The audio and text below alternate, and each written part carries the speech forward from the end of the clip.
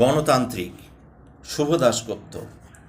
প্রধানমন্ত্রী এই বলেছেন, অর্থমন্ত্রী এই ওই বলেছেন, স্বরাষ্ট্রমন্ত্রী তাই বলেছেন, বিদেশমন্ত্রী ইত্যাদি ইত্যাদি বলেছেন।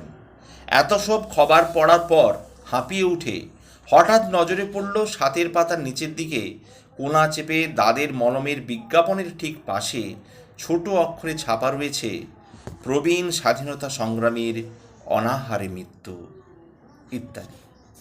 বিবেক ও ঐশ্বর্যের ছাড়াছাড়ি হলো বলে অমল দত্ত রাগ করে মোহনবাগান ছাড়লেন। বিজেপি নেতারা উমা ভারতীকে দল ছাড়তে বলেছেন, যুব ভারতীকে পেরেক ছড়াছড়ি।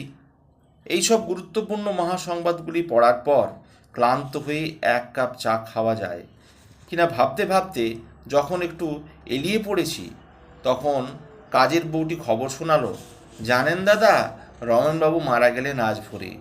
রমেনবাবু ওই যে মুখার্জি পাড়ায়, যার পেপার মিল আজ 11 বছর বন্ধ।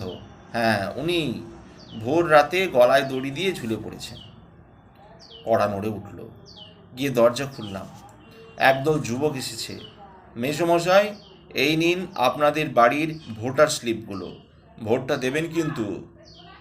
ছেলেগুলো চলে গেল।